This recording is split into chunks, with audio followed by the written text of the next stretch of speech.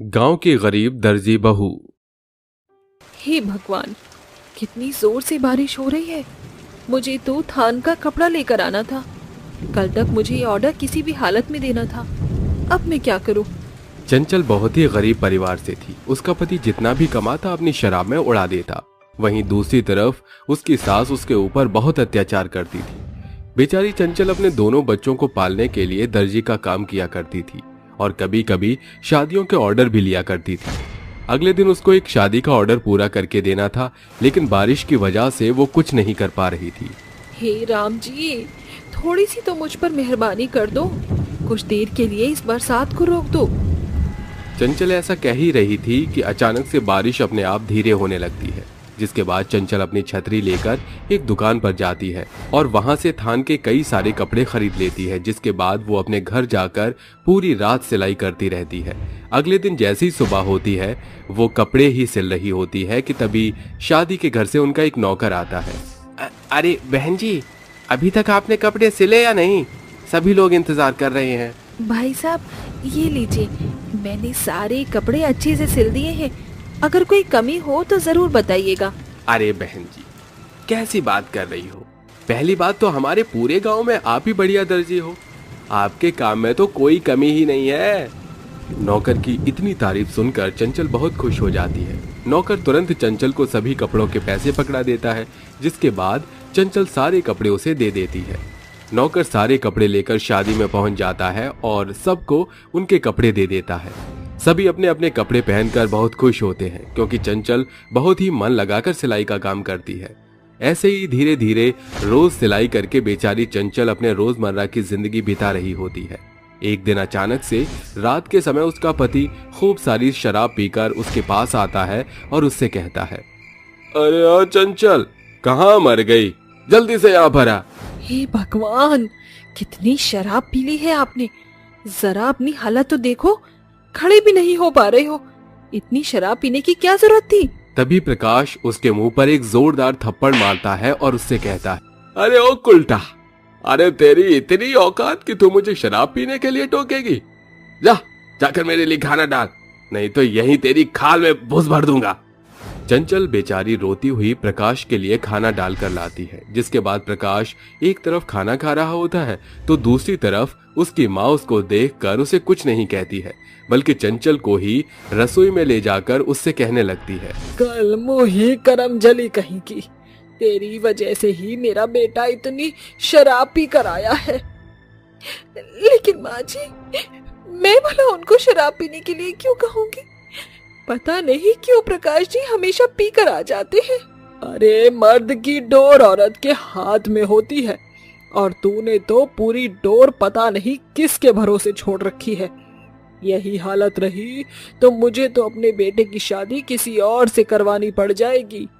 माँ जी, आप ये कैसी बात कर रही हो?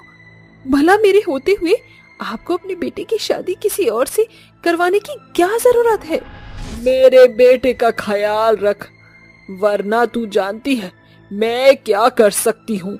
इतना कहकर गायत्री वहां से चली जाती है। बेचारी चंचल बहुत दुखी हो जाती है और चुपचाप अपने कमरे में बिना कुछ खाए सो जाती है। अगले दिन जैसी सुबह होती है, सबसे पहले अपने दोनों बच्चों को स्कूल भेज देती है, जिसके बाद वो घर का काम करने लगती है। घर का काम करते समय उसके दरवाजे पर दस्तक सुनाई देती है। जैसे वो दरवाजा खोलती है, दरवाजे के सामने उसकी दोस्त अनुराधा खड़ी होती है। अरे चंचल, कैसी हो तुम? काफी दिनों बाद देख रही हूँ तुम्हें। अरे अनुराधा, मैं तो बिल्कुल ठीक हूँ। तुम बताओ, अभी तक तुम कुंवारी हो, शादी नहीं कर रही हो क्या? अरे सारी बातें तुम दरवाजे पर ही खड़ी करके पूछ लोगी क्या? अंदर नहीं बुलाओगी? चंचल अनुराधा को अंदर बुलाती है, जिसके बाद अनुराधा चंचल से कहती है, अरे शादी तो तब करती ना जब कोई मेरी टक्कर का लड़का मिलता, लेकिन ऊपर वाले की दुआ से मुझे मेरी पसंद का लड़का मिल गया है और अब मैं शादी भी करने वाली हूँ। ये देख, ये शादी का कार्ड है। एक हफ्ते बाद मेरी शादी है। मैं चाहती हूँ मेरी शादी के सारे कपड़े तुम ही सिलो, क्योंकि तुम्हारी जैसी सिलाई यहाँ इस गांव में कोई नहीं करता। हाँ हाँ, बिल्कुल बिल्कुल सिलूंगी। और ये लो, ये बनारसी साड़ी मैं तुम्हारे लिए लेकर आई हूँ। मेरी शादी में तुम्हें यही पहननी है। तुम बहुत अच्छी हो अनुराधा, इस साड़ी के लिए शुक्रिया। कुछ देर मिलने के बाद अनुराधा अपने घर चली जाती है, जिसके बाद चंचल घर के काम खत्म करके अपनी दोस्त अनुराधा के कपड़े सिलती है। जिसके बाद अनुराधा चंचल को उसकी मेहनत के पैसे दे देती है। चंचल उन पैसों को बैंक में ले जाकर डाल देती है, लेकिन इस बात की भनक गायत्री तक पहुंच जाती है। जिसके बाद गायत्री अपने बेटे प्रकाश से कहती है, अरे बेटा, तेरी बहू तो बहुत ही सयानी है, हम लोगों से पैसा छुपाकर बैंक में जमा कर रही है। अरे हम क्या उसका पैसा खा जाएंगे जो इस तरीके से कर रही है। अपनी माँ की ये बात सुनकर प्रकाश आग बबूला हो जाता है और उससे कहता है, इस 2 कौड़ी की औरत की इतनी हिम्मत, इसे तो मैं आज सबक सिखा के ही रहूंगा। रात होते होते प्रकाश खूब सारी शराब पी लेता है और जैसे ही रात को चंचल खाना बनाकर प्रकाश को देने आती है, प्रकाश उसके हाथ से खाने की थाली गिरा देता है और उसकी गर्दन पकड़कर उसे जमीन पर गिरा देता है। जिसके बाद वो अपनी बेल्ट निकालता है और उसे मारना शुरू कर देता है। अजी, अजी आप मुझे क्यों मार रहे हो? भला मैंने क्या किया है? मुझे छोड़ दो, मुझे माफ कर दो। तेरी इतनी हिम्मत कि तू हम लोगों से पैसे छुपाकर बैंक में जमा करेगी? रुक, तुझे तो मैं अभी बताता हूँ। अगर कल के कल मुझे सारा पैसा तूने हाथ में लाकर नहीं दिया तो तेरा वो हाल करूंगा जो तूने कभी सपने में भी नहीं सोचा होगा। प्रकाश अपनी बेल्ट से चंचल को बहुत देर तक मारता रहता है, जिसके बाद चंचल बेहोश हो जाती है। अगले दिन जैसे ही सुबह होती है, चंचल को होश आ जाता है और वो अपने आप को शीशे में देखकर रोने लगती है कि तभी उसके दोनों बच्चे उसके पास आते हैं और उससे कहते हैं, माँ, आप क्यों पिताजी के इतने अत्याचार सह रही हो? चलो यहाँ से कहीं दूर चलो, जहाँ पिताजी और दादी माँ ना हो। हाँ माँ, हमें कहीं दूर ले चलो माँ, अब यहाँ हमें रहना बिल्कुल भी अच्छा नहीं लगता। अपने दोनों बच्चों की बातें सुनकर बेचारी रोने लगती है और उन्हें सीने से लगाकर घर छोड़कर चली जाती है। जिसके बाद वो सबसे पहले बैंक से अपने कुछ पैसे निकालकर एक किराए पर घर लेती है और एक सिलाई की मशीन, जिसके बाद वो दर्जी का काम करना शुरू कर देती है। धीरे धीरे देखते ही देखते उसका दर्जी का काम अच्छा खासा चलने लगता है, जिसके बलबूते वो अपने दोनों बच्चों को अच्छी परवरिश देने लगती है। एक दिन चंचल मंदिर में भगवान को प्रसाद चढ़ाने जाती है। हे ऊपर वाले, तुमने आखिरकार मेरे ऊपर अपनी कृपा बरसा ही दी। कई रात अंधेरे की देखने के बाद आज तूने मुझे उजाला दिखा ही दिया।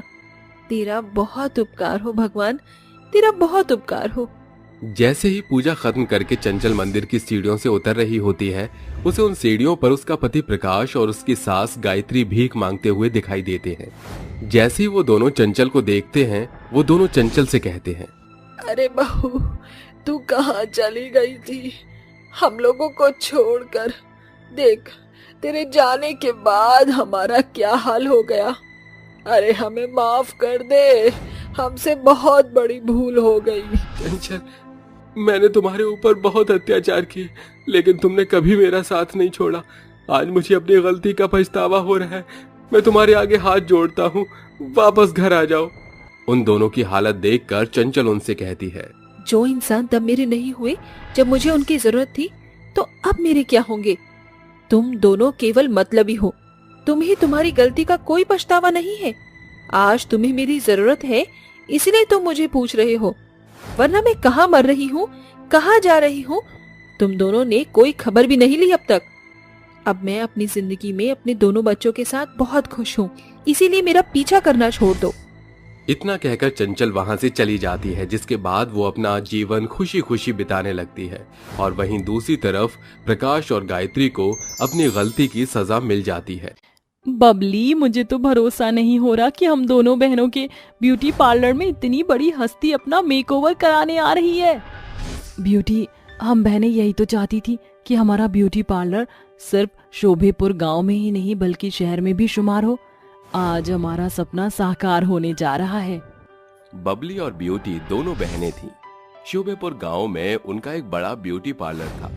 दोनों बहनें बातें ही कर रही थीं कि एक लंबी चौड़ी गाड़ी उनकी ब्यूटी पार्लर के बाहर आकर रुकती है, जिसके अंदर से एक रईस औरत जिसका नाम माया था, उनके ब्यूटी पार्लर में दस्तक देती है। हम बहनों के ब्यूटी पार्लर में आपका तहे दिल से स्वागत है Maya madam. Thank you beauty and Babli.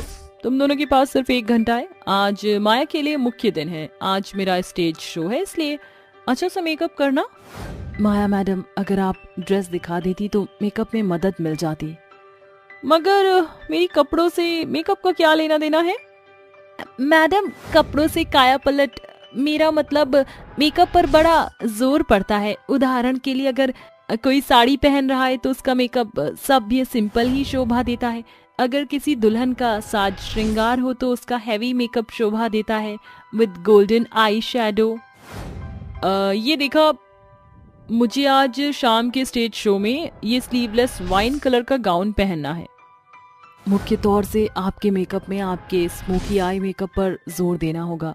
Beauty, तुम इनके बाल बना दो, मेकअप मैं करती हूँ। दोनों बहनें माया का मेकअप करने लगती हैं। कुछ देर बाद, मैडम, आपका मेकअप पूरा हो गया। शीशे में अपनी सूरत देखकर माया बेहद खुश होती है। वाओ, क्या लुक दिया है तुम दोनों ने। सचमुच आज से पहले माया का मेकअप किसी ने इतनी बेहतर तरीके से नहीं किया। 15 मिनट में इतना प्यारा मेकअप, आउटस्टैंडिंग। जब तुम दोनों बहनें इतना अच्छा मेकअप करना जानती हो तो इस गांव बाजार के बजाय शहर में ब्यूटी पार्लर क्यों नहीं खोलती? वहां तुम इसे बढ़ चढ़कर प्रसिद्धि प्राप्त कर सकती हो। तुम्हारा मेकअप शहर के बड़े मेकअप मैन को भी मात दे सकता है। वैसे इतना अच्छा मेकअप तुमने सीखा कहाँ से? गरीबी से। इस ब्यूटी पार्लर के पीछे हम दोनों बहनों की घनघोर गरीबी छिपी है। 2 बरस पहले की बात है। क्या बात है बाबूजी, आज आप बड़े परेशान हैं? सोच रहा हूँ कि कल सवेरे ये घर हमसे छिन जाएगा। तेरा किसान पिता कर्जदार हो गया है। अब तेरे बेबस बाप के पास उतने पैसे भी नहीं कि कर्ज उतार सके। पिताजी, हिम्मत मत छोड़िए, आपकी दोनों बेटियां आपके साथ हैं। बेटियों की बात से बैजू कुछ घड़ी के लिए शांत हो जाता है, मगर देर रात तक बेबस बाप शोक के समंदर में डूबा रहता है। सवेरे उसके जीवन की नैया डूब जाती है। पिताजी उठिए। ब्यूटी, बाबूजी कुछ कह नहीं रहे। बाबूजी हमें छोड़ गए बबली। पिता के चले जाने से दोनों बेटियां बिखर जाती हैं। उसी बीच साहूकार की पत्नी रमीला उनके दरवाजे पर दस्तक देती है। रमीला काकी, कहिए कैसे आना हुआ? जल्दी से दोनों अपनी गठरिया बांधकर घर से बाहर निकल जाओ। तुम्हारे बाप ने मेरा कर्जा खाया है, ये घर मेरा है। काकी, हम बहनों को बेघर ना करिए। एक तो बाबूजी चल बसे, बस हमें थोड़ी मोहलत दीजिए, आपके पैसे मिल जाएंगे। ठीक है, अगर 1 महीने के भीतर मुझे मेरे पैसे नहीं मिले तो अपना हिसाब लगा लेना। हाँ। रमीला के जाते ही बबली कहती है, ब्यूटी, हम दोनों बहनें खुद ही दाने दाने पर मोहताज हो गई हैं। अरे इसका पैसा कैसे चुकता करेंगे? बबली, अब हमारे हाथों का हुनर ही हमें कर्जदार के चंगुलों से छुड़ाएगा। हम दोनों बहनों ने ब्यूटी पार्लर का कोर्स किया। हमारे गांव में दूर दराज तक एक भी ब्यूटी पार्लर नहीं, और फिर सजना संवरना किस औरत को पसंद नहीं। हम दोनों गांव की औरतों से शुरुआत करते हैं और कुछ पैसे बटोर कर ब्यूटी पार्लर खोल लेंगे। चलो सभी औरतों को बता देते हैं। दोनों बहनें घर घर जाकर सभी औरतों को अपनी ब्यूटी पार्लर की कलाकारी के बारे में बताकर आती हैं। अगले दिन चंदा उनके घर आकर कहती है, अरे ब्यूटी बबली, कहाँ हो दोनों बहनें? चंदा चाची, हम दोनों यहाँ हैं। जरा जल्दी से मेरा चेहरा चमका दो, वो क्या है ना, आज ब्याह में जाना है। चिंता मत कीजिए, हम दोनों बहनें आपका ऐसा मेकअप करेंगी कि शादी में सबसे सुंदर आप ही की सूरत लगेगी। एक और बबली चंदा का मेकअप करने लगती है तो वहीं ब्यूटी उसके बाल संवारने लगती है। ये देखो चंदा चाची, आपका मेकअप पूरा हो गया है। तुम दोनों बहनों ने तो अपने मेकअप से मेरी काया पलट ही कर दी। ब्यूटी पार्लर का काम बड़ी ही बारीकी से सीखा है तुम दोनों ने। कितने पैसे दूं? चंदा चाची, आप अपनी खुशी से जो भी देना चाहे दे दीजिए। तो फिर ये लो 500 का पत्ता। सप्ताह भर के भीतर ही दोनों बहनों के ब्यूटी पार्लर की कलाकारी का बखान गांव भर में फैल जाता है। औरतें अपना रूप संवारने निखारने की खातिर उनके घर आती, मेकअप करती और पैसे देती। हम दोनों बहनों के हाथों के हुनर से हम बहनों ने मेकअप से इतना मूल्य जोड़ बटोर लिया जिसे हम एक ब्यूटी पार्लर खोल दें। सोचो, अगर गांव में हमारे ब्यूटी पार्लर के काम में इतनी कमाई हो सकती तो अगर हम यही ब्यूटी पार्लर बीच बाजार में खुल जाए तो अलग अलग गांव की औरतें भी वहां आकर मेकअप करवा सकती हैं। किए गए मेकअप से कमाया मूल्य से वो ब्यूटी और बबली नाम से एक पार्लर की ओपनिंग करती हैं। वो आने वाली पहली युवती सरपंच की बेटी रोशनी थी। रोशनी, तुम हमारे पार्लर में? वो मुझे अपनी शादी की प्री ब्राइडल लुक की फोटोग्राफी और ब्याह के दिन ब्राइडल मेकअप करना है। तुम दोनों बहनों से बेहतर कोई और कहाँ मेकअप करना जानता है? रोशनी, प्री ब्राइडल और शादी के दिन वाले ब्राइडल के लिए हम दोनों बहनें 25,000 रुपए लेंगी। उसमें तुम्हें एक पैकेज मिलेगा जिसमें thread, bleach, hair wash, facial, wax इत्यादि शामिल होगा और मेकअप में full bridal body polish plus makeup होगा। अरे ये तो सुनहरा ऑफर है, चलो फिर मुझे सजाना शुरू कर दो। दोनों बहनें रोशनी का मेकओवर करती हैं, जिससे उन्हें बड़ी बेहतर कमाई हाथ लगती है। सचमुच तुम दोनों बहनों के ब्यूटी पार्लर की मुख्य तौर से मेकअप की बारीकियां ही हैं, जो औरतों के बीच सुर्खियां बटोर रही हैं। ऐसे ही दिन सप्ताह और सप्ताह महीने के मंजर में बदलता जाता है। दोनों बहनों का ब्यूटी पार्लर उन्हें फर्श से अर्श पर पहुंचा देता है। ब्यूटी, हम दोनों बहनों के ब्यूटी पार्लर के बलबूते हम बहनें कर्जे से उबर चुके हैं। आज हम दोनों बहनें जो कुछ भी हैं अपने ब्यूटी पार्लर की बदौलत ही हैं। हमारा ब्यूटी पार्लर अब हर एक गांव में अपनी छवि छाप छोड़ चुका है। हमें वर्कर की जरूरत है, क्यों ना हम अपने गांव की बेबस बेसहारा औरतों को अपने ब्यूटी पार्लर में ही रोजगार दें, जिससे वह कमाई के साथ साथ हाथों की कलाकारी भी सीख जाएंगी। हाँ, ये सोच बेहतर है। दोनों बहनें अपने गांव की बेसहारा औरतों को अपने ब्यूटी पार्लर में काम देती हैं, जिससे गांव उनकी खूब सराहना करता है। इस तरह हम दोनों बहनों ने अपने ब्यूटी पार्लर के बलबूते घनघोर गरीबी को अपने मेकअप की कला से मात दी। वाकई तुम दोनों बहनों का बुलंद हौसला सराहनीय है। देखना वो दिन दूर नहीं जब तुम्हारी मेकअप का मुकाबला बड़े बड़े मेकअप आर्टिस्ट के लिए करना मुश्किल हो जाएगा। ये लो मेकअप के पैसे। माया दोनों बहनों के मेकअप और उनके ब्यूटी पार्लर का खूब बखान करती है और उन्हें मेकअप के पैसे चुकाकर चली जाती है, जिसके बाद अंत में उनके ब्यूटी पार्लर में रमीला दस्तक देती है। ब्यूटी बबली, अंदर आने की इजाजत है? क्यों नहीं रमीला काकी, आइए। मुझे तो लगा मैंने उस रोज तुम दोनों बहनों के साथ बुरा बर्ताव किया था, तुम मुझे दरवाजे से ही खदेड़ दोगी। अरे काकी, वो बातें तो हम दोनों बहनों ने कब की बिसार दी। बीती बातों को भूल जाने में ही भलाई है। बिटिया, जरा मेरा सुंदर सा साज श्रृंगार कर दो।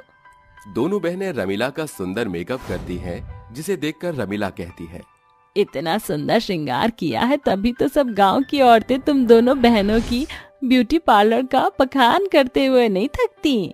इसी के साथ बबली और ब्यूटी बहनों के ब्यूटी पार्लर की ये कहानी यहीं खत्म होती है। दिल्ली शहर में रहने वाली पद्मिनी के घर कुछ दिनों पहले 5 बहुएं आई थीं, जिनका नाम हिमानी, मेघा, रश्मि, परिणीति और मीरा था। जहां उसकी 3 बहुएं केवल साड़ी ही पहनती थीं, वहीं मेघा और हिमानी सिर्फ छोटे कपड़े पहनने की शौकीन थी। एक दिन पद्मिनी अपनी 5 बहुओं से कहती है, मेरी 5 बहू रानियों, सर्दी शुरू होने वाली है, इसलिए ये पैसे पकड़ो और सर्दियों की शॉपिंग कराओ। ठीक है माँ जी। इसके बाद 5 बहू सर्दियों की शॉपिंग के लिए बाजार जाती हैं, जहां रश्मि, परिणीति और मीरा सर्दियों के मोटे स्वेटर खरीद रही होती हैं, मगर वहीं हिमानी और मेघा सर्दियों में भी गर्मियों के आउटफिट पर नजर गड़ाए कहती हैं, एक्सक्यूज मी, ये ड्रेस कितने की है? अरे मैडम जी, ये तो शॉर्ट ड्रेस है, आप सर्दियों में ये खरीद कर क्या करेंगी? क्यों, दिल्ली शहर में सर्दियों में छोटे कपड़े पहनने पर सरकार ने पाबंदी लगा रखी है क्या? मेरे कहने का वो मतलब नहीं था, मगर पूरे भारत में दिल्ली की सर्दियां सुर्खियों में रहती हैं, इसलिए मैं आपको सलाह दे रहा था। हम हर मौसम को मात देना जानती हैं, इसलिए अपनी सलाह अपने पास रखो और कुछ एंटीक शॉर्ट ड्रेसेस दिखाओ। दुकानदार उन्हें शॉर्ट ड्रेसेस दिखाने लगता है। कुछ ही देर बाद सभी बहुएं शॉपिंग करके एक साथ घर आती हैं। सर्दियां बढ़ता देखकर मीरा, परिणीति और रश्मि सर से पांव तक मोटे स्वेटर पहनकर अपनी सास के सामने आती हैं। अरे उठ गई तुम तीनों, सर्दियों ने मौसम की सीढ़ियां चढ़ना शुरू कर दी हैं, संभल कर रहना। न्यूज में आया था कि दिल्ली की सर्दी इस साल कई साल का रिकॉर्ड तोड़ेगी। वैसे वो 2 हंसों का जोड़ा कहाँ है? हम यहाँ हैं सासू माँ। मेघा और हिमानी को छोटे कपड़े में देखकर पद्मिनी दांत किटकिटाती हुई कहती है, अरे नालायक, तुमने सर्दी की शॉपिंग नहीं की क्या, जो सर्दियों में भी छोटे कपड़े लटका लिए हैं? माँ जी की है ना शॉपिंग, तभी तो ये शॉर्ट गाउन पहनकर हमने कूल लुक लिया है। अरे काहे का कूल लुक, तुम दोनों के बित्ते भर के पहनावे को देखकर मैं ये ठंड से ठिठुर रही हूँ। अरे ये तुम्हारा जयपुर नहीं है, अभी तुमने दिल्ली की सर्दी देखी नहीं है। अच्छे अच्छों की कुल्फी जमते देर नहीं लगती। ये बेढंगा पहरावा छोड़कर स्वेटर शॉल पहन लो, ओढ़ लो। माँ जी पुरखे पुरनिये कह गए हैं, सर्दी और शर्म जितनी ज्यादा महसूस करो उतनी ज्यादा लगती है। मेघा, इसका मतलब तुम ये कहना चाहती हो कि तुम दोनों बेशर्म बहू हो? जेठानी जी, हम इन छोटे कपड़ों के बेशर्म लगे ना लगे, मगर आप सर से पांव तक खुद को सर्दियों के शॉल स्वेटर में लपेटे हुए बब्बर शेर लग रही हैं। देख लेना देवरानी, जैसे जैसे दिल्ली की सर्दी बढ़ेगी ना, ये छोटे कपड़े पहनने का भूत ना उतर गया ना तो कहना। ऐसे ही समय गुजरता जाता है, जिसके साथ घटते तापमान के साथ सर्दियां बेतहाशा बढ़ने लगती हैं। आस पड़ोस के लोग स्वेटर पहने और शॉल लपेटे हुए घूमते, बावजूद इसके हिमानी और मेघा छोटे कपड़े ही पहना करती। एक सवेरे वह देखती हैं कि पद्मिनी अपनी तीनों बहुओं के साथ आग जलाकर बैठी हुई बातें कर रही है। एकदम खरा सच कहा था आपने माँ जी, मतलब दिल्ली की सर्दियों ने तो कहर ढाए हुए हैं। घर की दहलीज से बाहर पांव रखते ही आत्मा बाहर निकल जाती है और पानी छूते ही कुल्फी जमने लगती है।